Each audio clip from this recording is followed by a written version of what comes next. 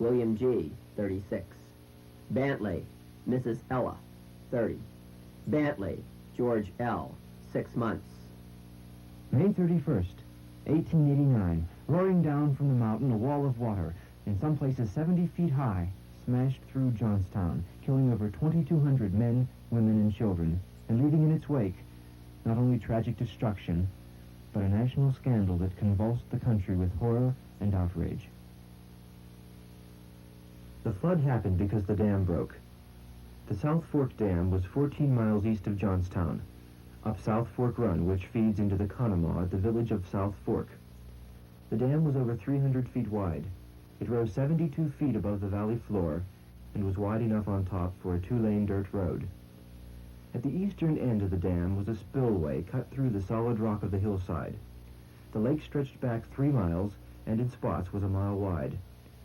When the dam broke in the afternoon of May 31st, it dumped about 20 million gallons of water into the valley. The whole lake emptied out in about 35 minutes. The difference in elevation between the lake and Johnstown was just over 400 feet. In 1889, Johnstown was a bustling company town. The Cambria Iron Company, a $50 million iron and steel empire, employed 6,000 men, operated and owned its own trains, tracks, coal mines, and coke ovens, a company store, a woolen mill, a brickworks, and some 700 houses for its mill hands. Its principal products were steel rails and barbed wire. What had started out in 1800 as a backwoods trading center was, by 1889, a city with 7 hotels, a library, 6 breweries, and 62 saloons. 30,000 people lived in the valley, in Johnstown, and in a cluster of neighboring boroughs. Johnstown was the center of the lot, geographically and in every other way. Johnstown had 2 opera houses and a park with a fountain. Some of the commercial buildings were as much as 4 or 5 stories tall. The lake and dam were owned by the South Fork Fishing and Hunting Club, a private summer resort started by a group of wealthy sportsmen from Pittsburgh. There was a cavernous 3-story clubhouse halfway down the western side of the lake. There were flower beds and boardwalks that led to 16 Queen Anne cottages along the lakefront. There were rowboats and sailboats tied up to the boathouses, a fleet of 50 canoes, and 2 small yachts. In 1889, there were 66 names on the membership list. Among them were Andrew Mellon, Henry Clay Frick, and Andrew Carnegie. The group had been organized in Pittsburgh in 1879 when one of the members, Benjamin Ruff, bought the dam and lake. The dam was in poor shape. It had been built in the late 1840s to provide water during dry spells for the Johnstown Canal Basin. That was part of a system of railroads and canals linking Philadelphia and Pittsburgh. Then, in 1854, the Pennsylvania Railroad completed its main line across the state, making the state's beloved canal system obsolete. After that, the dam molded away for 22 years until the Pittsburgh men bought it. By then, the discharge pipes at the base of the dam had been removed and sold for scrap. Leaks were numerous. The leaks were patched, and an old break was fixed by dumping in stumps, straw, clay, virtually anything at hand. It was a slipshod job, to say the least. When the work was finished, the dam was slightly higher, but there was a sag in the center where it should have been the highest. The lake filled in. It was not long until summer guests, under parasols and blue skies, were arriving. It was a spectacular setting. There was serious concern in Johnstown about the dam. Johnstown seldom got through a spring without floods. In 1885, 87, and 88, there had been bad floods. Nearly every spring there was talk about the dam breaking. Not many people had taken it much to heart. After all, the dam was owned by some of the most powerful and important men in the whole country. It had always held before, and people were tired of hearing about a disaster that never happened. A tremendous rain played a tragic, destructive part in the devastation of Johnstown. On May 30th, and continuing to June 1st, rain fell on the whole of Pennsylvania. No one could remember a worse storm. At the South Fork Dam, a pail left out in the storm overnight would have 8 inches of water in it. When the rains began on Thursday, May 30th, 1889, there was only one member at the club. He was Colonel E. J. Unger, president of the club, who had lived on a farm along the lake shore. With him was 23-year-old John Park, who had recently been hired as a resident engineer. At dawn on the morning of May 31st, young John Park would go down to the lake to find that overnight, the water at the dam had risen 2 feet. Water was rising swiftly in the dam. It was clear that something must be done. Assembled at the dam in the driving rain, Colonel Unger, John Park, and their work crew tried frantically to free the dam's one spillway of the big iron gate that had been put in years before to keep the fish from washing out. It would not budge. The water was now running 7 feet deep over the spillway. By 11 o'clock, the lake was only about 6 inches from the crest and coming up fast. As the water started over the top, the dam was finished. By 11:30, the water was level with the top of the dam. It was now only a matter of time. While the men were trying to relieve the pressure on the dam, the people of Johnstown were getting up after a night of hard rain. They found their city invaded by rising water. Cambria Iron Company employees had been sent home. In the Johnstown Tribune office, the staff was preparing to print the weekly edition. As the water rose, the editor, George T. Swank, began an account of incidents as they came to his notice. He gives a tense, dangerous picture of the last hours before the Great Flood. As we write at noon, Johnstown is again underwater, and all about us the tide is rising. Wagons have for hours been passing along the streets, carrying people from submerged points to places of safety. As the water rose, the Tribune staff gave up the plan to finish the weekly issue and settled down to being marooned. Swank wrote his thoughts. At 3 o'clock, the town sat down with its hands in its pockets to make the best of a very dreary situation. All had got out of reach of the flood that could, and there was nothing to do but wait. What impatient waiting it was, and the long, long night was coming on. The flood carried a live cow down from some point above Musem, and she struck herself against a pier of the already dislodged Poplar Street Bridge. She secured a foothold on the pier. She stood there for quite a while, but finally made a misstep, fell into the current, and was carried off. At 3:15, the Central Telephone Office called the Tribune to say that it had been informed by Agent Decker of the Pennsylvania Railroad freight station that the South Fork Reservoir was getting worse all the time, and that the danger of it breaking was increasing momentarily. It is idle to speculate what would be the result if this tremendous body of water should be thrown into the already submerged Conemaugh Valley. At the very moment Swank was writing this report in speculation, the South Fork Reservoir gave way. Water had been going over the crest since noon, roaring louder and louder, grinding deeper and deeper. The waters of the Conemaugh finally pushed a 420-foot section of the wall into the valley below. The water crashed down the valley treetop high. Giant chunks of dam, boulders, logs, whole trees were swept ahead of the wall of water and began to form one of the flood's most brutal killers, a grinding, crushing mass of debris. Eventually, houses, railroad equipment and track, and dead animals were woven into this roaring mass as the flood wave rushed along, forming a solid mass that no object could penetrate or deter. Because of the great friction created by the debris, the bottom of the mass moved much slower than the top, causing the top to continually slide over the front of the advancing wall. This caused a violent downward smashing of water that would crush almost anything in its path. Engineers later calculated that a man caught under it would have about as much chance as if he were standing directly under Niagara Falls. When the water hit South Fork Village, it hurled itself against the north bank of the Conemaugh and, for a moment, separated. One part of the west cleared out South Fork. The other to the east rushed up the Conemaugh. At South Fork, the damage was relatively slight. Some 20 houses were destroyed and only 2 drowned. But no sooner had the flood wave parted than it united again and began to roar down the valley. Further on, the water smashed into its first obstacle, the 70-foot-high stone Conemaugh Viaduct. It held momentarily. Water and debris piled up to nearly 90 feet, and then the viaduct let go. The white-frame village of Mineral Point was wiped out, shaved off to bare rock. Death toll 16. The water moved on down the narrow valley, traveling about 40 miles an hour. It would slow down as the debris clogged its path. It would even come to a complete stop, and then the whole seething mass would seem to explode with trees and telegraph poles flying. The water would rush forward again even faster. Past Mineral Point, a work train driven by engineer John Hess sat on the Pennsylvania Railroad tracks pointed downstream. Hess heard the water coming, realized what was happening, and like some mythical folk hero, he put on full steam, tied down his whistle, and went shrieking toward the East Conemaugh Railroad yards where two sections of the Day Express sat waiting. For 3 hours, the passengers on board had been watching the brown surge of the river out of the windows. At the sound of Hess's whistle, the conductor and brakeman entered each coach and asked the passengers to move out of the train onto the hillside as quickly as possible. Half of them made it. Seconds later, Hess and his engine came barreling into the yards. He leaped to the ground and ran to his home in time to get his family to higher ground. The whistle of his engine was still blasting away when the water hit the yards.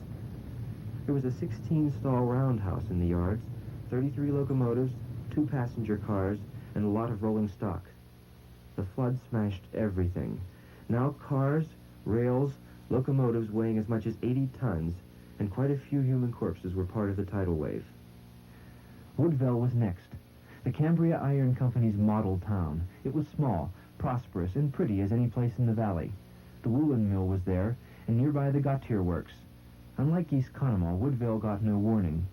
It was all over in 5 minutes. Every single house in the village of 1200 was demolished. Only the ruined wall of the woolen works remained erect. When the water had passed, the town was nothing but a mud flat strewn with wreckage and bodies. The official figure for Woodville's dead would be set later at 314. It was not quite an hour since the dam had given way. In Johnstown, many people thought the worst was over. At 10 minutes after 4, the flood hit Johnstown. For years afterward, survivors of the Johnstown flood would talk and write about the sight of the wall of water coming down on the city, and about the sound it made. It snapped off trees like pipe stems, and crushed houses like eggshells. What seemed to make the most lasting impression was the cloud of dark spray that hung over it. The sound, more often than not, was compared to thunder. Many had no idea what it was. The wave pushed a huge mass of debris ahead of it, and was often described as looking like a 30-foot hill of trash grinding across the landscape. Its appearance was so awesome that more than a few people thought it was the apocalypse, the end of the world. The devastation of Johnstown took about 10 minutes. For most people, they were the most desperate minutes of their lives, snatching at children and running for high ground, clinging to rafters, window ledges, as their houses were smashed to kindling or wrenched from their foundations. But there were hundreds on hillsides, rooftops, in the windows of tall buildings who stood stone still and watched in dumb horror. One of these was Editor Swank, who described what he saw from his second-floor office on Franklin Street. In a moment, Johnstown was tumbling all over itself. Houses at one end nodded to houses at the other end, and went like a swift and deceitful friend to meet, embrace, and crush them.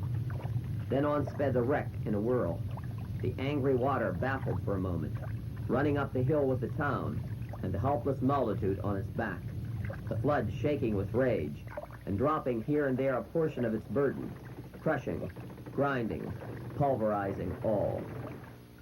Dr. Victor Heiser remembered the day.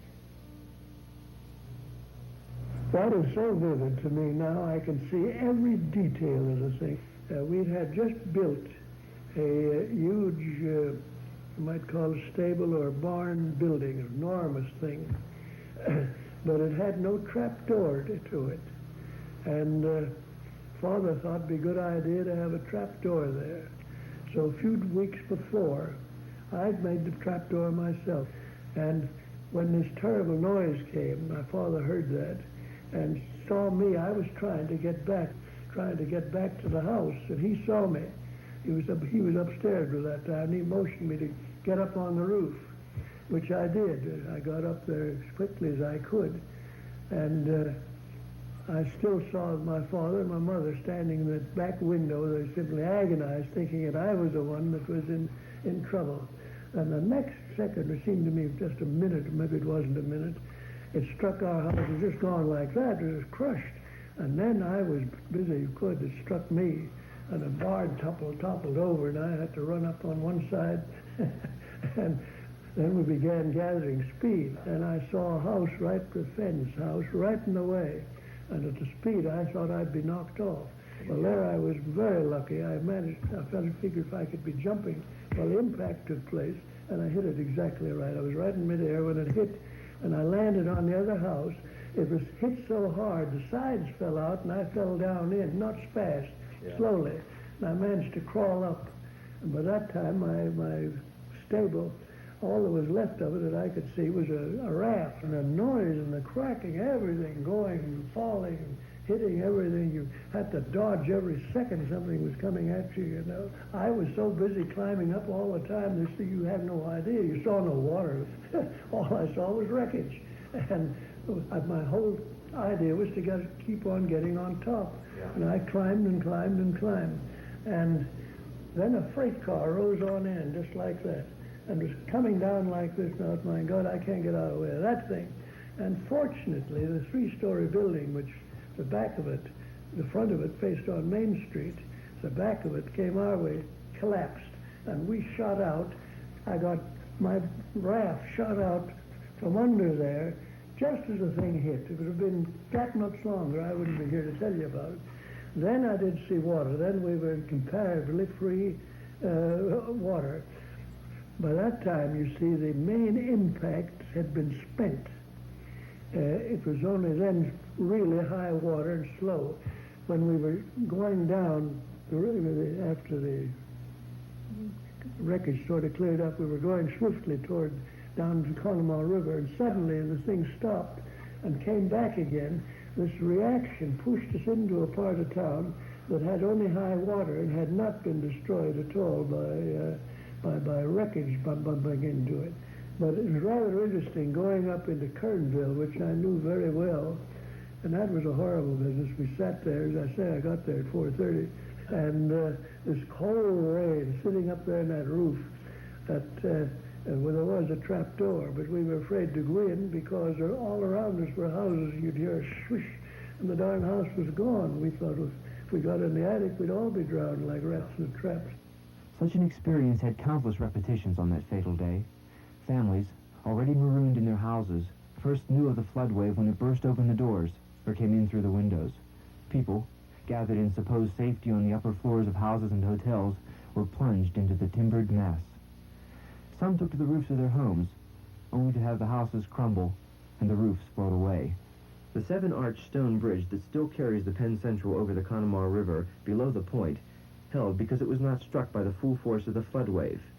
When the water smashed past the city, it plowed into the side of the Westmont Hill before it veered off. Within minutes, the debris began building up at the bridge. Trees, boxcars, hundreds of houses, and hundreds of human beings dead and alive. And miles of barbed wire were driven against the stone arches, creating a new dam, which would lend an extra dimension of horror to the already disastrous event. At first, there was a violent backwash that swept up the valley of the Stony Creek as far as 3 miles.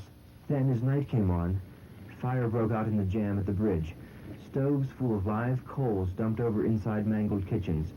Oil from a derailed tank car soaked down through the mass. By 6 o'clock, the whole pile had become a funeral pyre for at least 300 people trapped inside. It burned.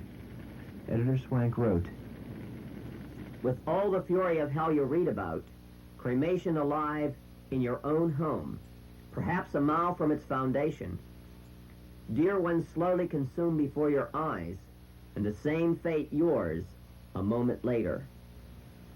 It would be more than 3 days before the Pittsburgh Fire Department was able to come and put the fire out. No statement, no comparisons, no figures can set forth the horrors of that terrible Friday night so forcibly as the fact that 99 families, numbering from 2 to 10 persons, were utterly annihilated. Every large building that still stood harbored frightened people during the long night of May 31st. Morrell Institute cared for 175 wet and shivering people. John Thomas's stores sheltered 120. 78 spent the night in B.F. Horner's home on Franklin Street. General Campbell's house had 45 on the roof alone. In Alma Hall, 264 found safety on the upper 3 stories. In the early morning, before dawn, on Saturday, June 1st, thousands of people on the near hillsides watched the wreckage of Johnstown begin to emerge from the half-light. Along the east side of the stone bridge was the jagged mass of debris, 30 to 40 feet deep, covering 60 acres. Johnstown was a sea of muck and rubble and corpses. There were still several buildings standing where they had been, but all around them the wreckage was stacked 10, 20, 30 feet high. For the living, the problems to be faced immediately were enormous and critical. There was virtually no food or medicine. Thousands were homeless. There was no gas, no electric light.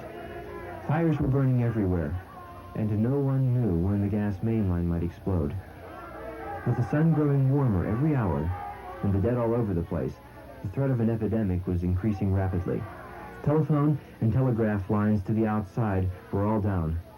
Bridges were gone. The railroad was washed out, with more than 10 miles of track destroyed.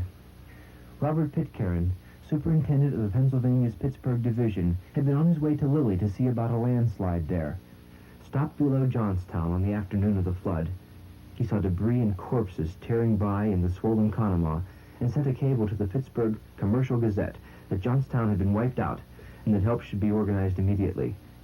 Newspapermen from Pittsburgh and numerous other cities were the first of what would become an army of outsiders to head for Johnstown. Within 2 or 3 days, the city was crawling with reporters, writers, artists, and photographers representing virtually every newspaper and magazine in the East and Midwest. News of the flood took up the entire front page of the New York Times for 7 consecutive days. The first stories out of Johnstown were full of horror and staggering statistics. Whatever the reporters lacked in facts, they made up for in imagination. Their reports literally wrung the hearts and purses of the American people. The sympathy aroused by the newspaper accounts brought on a rush of popular charity greater than the country had ever seen. In Pittsburgh, the first organized relief began less than 24 hours after the disaster. In 1 week, $600,000 was collected in New York. Boston gave $94,000, Kansas City $12,000. Nickels and dimes came in from school children and convicts. Jay Gould sent $1,000. The New York Stock Exchange gave $20,000, Macy's $1,000. Money came from the Sultan of Turkey and the Lord Mayor of Dublin.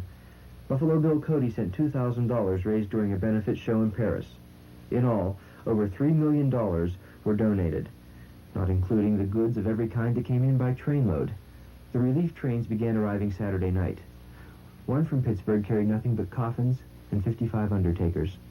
Lumber came in by the carload, and flour, furniture, barrels of quicklime and embalming fluid, crates of bread, beans, cheese, candles, coffee, tea kettles, shoes, blankets, mattresses, and soap. Commissaries were established, and food and clothing were given to the survivors who had no other source of supply. The state militia moved in on Sunday morning and took over the running of the city. Looting and pilfering were kept to a minimum, despite erroneous newspaper stories that had bands of local vigilantes lynching and shooting the fiends. The survivors began coming back down into town. Looking for lost relatives, they picked among the wreckage. They began picking up the dead. Temporary morgues were established. Bodies were numbered and identified, if possible. About 1 in 3 was never identified. State authorities took charge of removing debris on June 14th. The cleanup was taken on by everyone able to lend a hand, and by a construction crew of 6,000 that came in from Pittsburgh. A dynamite expert named Kirk was also brought in to see what he could do about that tremendous jam at the stone bridge. For several days, the valley shook as great gaps were blasted through the entanglement. The Pennsylvania Railroad began repairs to their line almost immediately, and had its line open to the east in just 2 weeks. In 11 days, 3,500 trackmen and carpenters erected an amazing 3,200 feet of trestle bridge.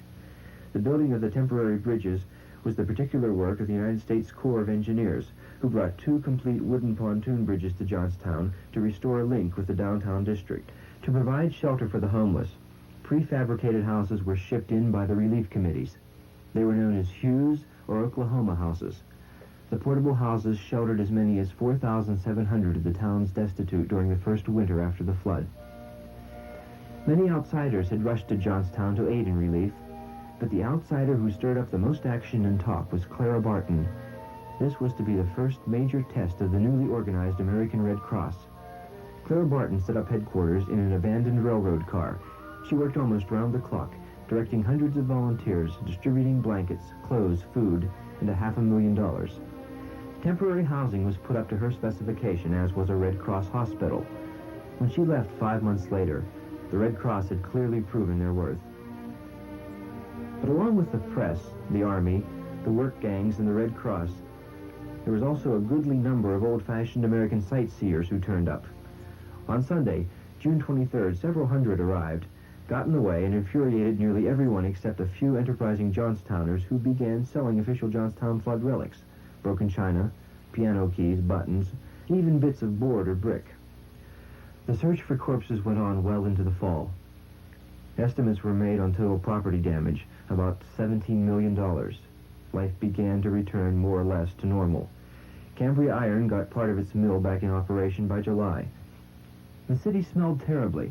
Thousands of people were still living in tents or rudely built huts on the hillsides. But by October, the schools and banks were open again. Johnstown was back in business. As for the South Fork Fishing and Hunting Club, all was quiet along the huge mud flat that had been Lake Conemaugh. Grass was starting to grow along the creek that had worked its way through the old lake bed. The big frame clubhouse and summer houses stood silent and empty. The club members never came back again. The property was divided up and sold at a sheriff's sale. But the club members, and the part their dam played, had not been forgotten. The outcry began almost immediately after the disaster. By Sunday, June 2nd, the newspapers were proclaiming that the death dealer was the mud pile at South Fork. Editor Swank wrote, "We think we know what struck us, and it was not the hand of Providence. Our misery is the work of man.